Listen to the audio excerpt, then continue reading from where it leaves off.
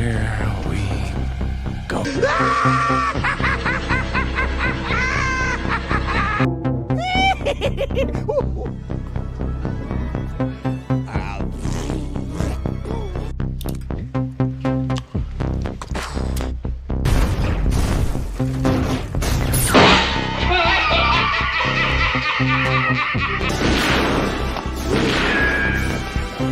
Is like gravity. All it takes is a little push.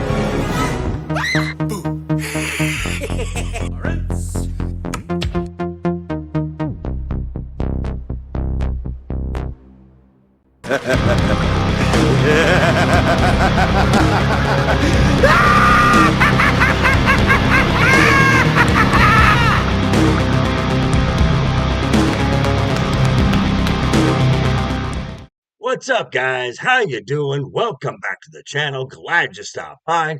And if you're brand new here, welcome. Grab a seat. Stay a while. But hey, do me a couple favors first. Go down and hit that subscribe button. Then go next door, ring that bell. Make sure it says all so you know when the next video pops up.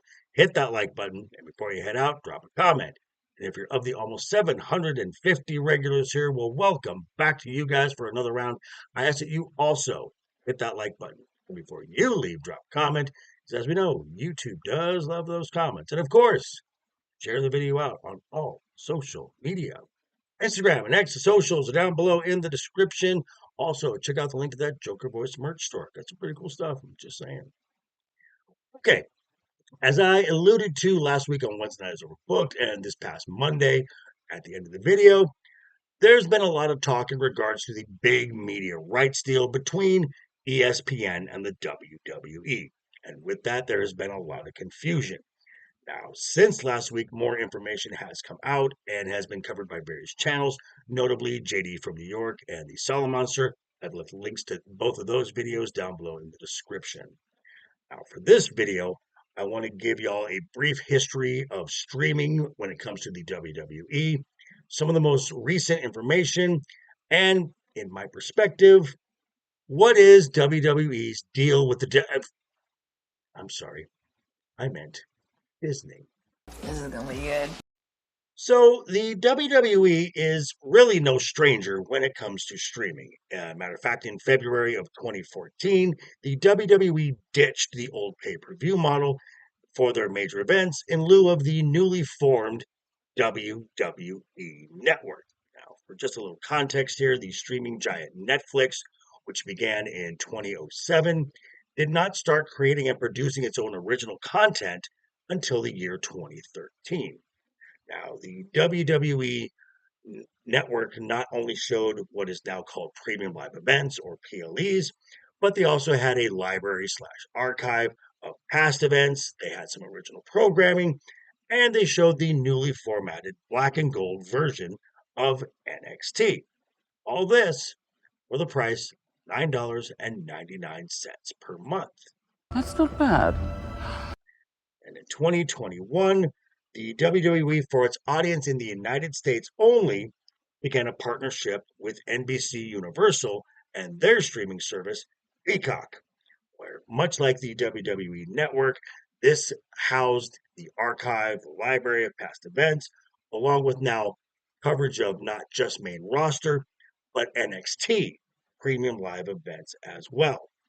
This for the bargain price for the ad-based tier of $7.99 a month. It's a pretty good deal. Yeah, I can see that. Then in 2025, the WWE partnered with the streaming giant Netflix in a 10-year, $5 billion deal. That's a lot of money. Now, this would replace the WWE Network internationally for the 10-year gap, but for the first 5 years, fans in the United States, all they get is Monday Night Raw. Again, a base tier price with ads for $7.99 a month. That brings us to the new 5-year, $1.6 billion deal with ESPN and the WWE. Now, the streaming service, as far as WWE content is concerned, will not start until WrestleMania 42. And for WWE fans, you can enjoy now premium live events for $29.99 a month. You gotta be fucking kidding me. I know, that sounds ridiculous. But what exactly comes with, and let's look a little deeper into this $29.99. Well, for one, if you watch TV through a cable provider or satellite provider, which offers ESPN, when the direct to consumer app launches, you go through an authentication process through your provider, and you will not have to pay the $29.99 a month for this service. If you subscribe to ESPN Plus, however, your service will eventually be absorbed into this new ESPN app. However, to watch the WWE content, you'll have to upgrade to the $29.99 a month. Fuck. Now, if you have something with the bundle where that includes ESPN, like let's say YouTube TV, for example, as of right now, no deals have been officially announced, so this is still unclear. But aside from WWE PLEs, the new streaming service covers basically what is offered with ESPN: Sports Center, Monday Night Football, regular programming, along with the soon to be added NFL Network, NFL Red Zone, along with its normal coverage of NBA, NC2A, Major League Baseball, and the NHL. So, for a sports fan, $29.99 seems like a pretty good deal. But it's where ESPN is owned by Disney that I think the devil is in the details. Well, come on, tell me more. As we all know, it's no secret that ever since Nick Khan came to the WWE as president, his goal has been for the WWE to be considered on the same level as major sports. And we've started to see this in its presentation and new personnel.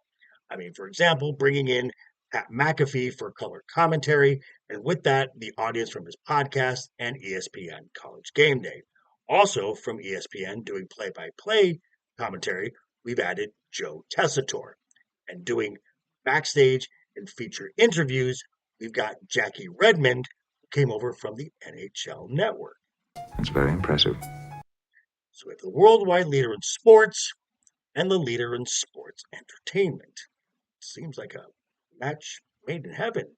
I mean, we're even going to get Sports Center broadcasting from the locations of major premium live events: WrestleMania, the Royal Rumble, Survivor Series, SummerSlam, just for some examples.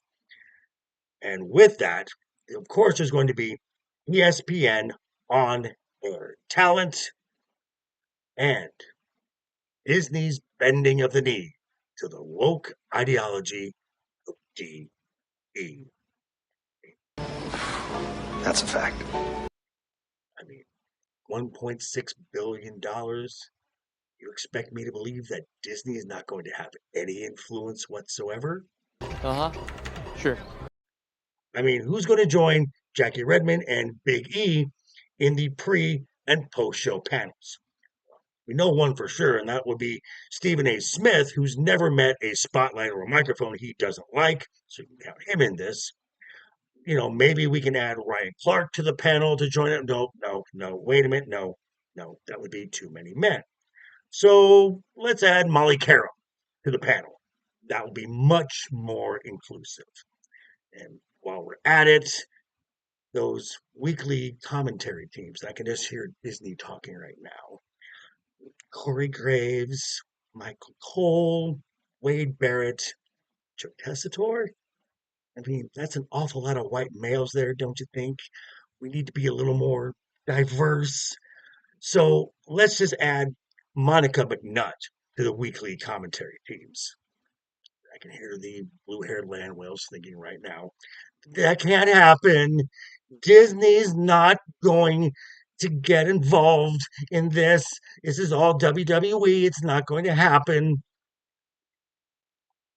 if you follow this channel for any length of time, you know that when it comes to influence, where they can assert it, Disney can't help itself. That is true. Again, $1.6 billion, 5 years, and you expect me to believe that Disney's not going to be involved? Okay, sure. But I hope I'm wrong. Also, be sure to tune in tonight, 6 p.m. Pacific, because we'll be talking about a little bit of this and a whole lot more within the world of professional wrestling. Talking about me and the guys on Wednesday night is overbooked. Yeah, thanks for stopping by, folks. Again, quick reminder before you head out the door, hit that subscribe button, ring that bell. If you liked the video, give it a thumbs up. If you didn't like the video, hey, thanks for sticking around this long. I appreciate it. I'll see you folks all very soon. Hope you're having a great week. Have a wonderful rest of the week ahead of you. Always have fun. Keep talking. Keep smiling. And until next time,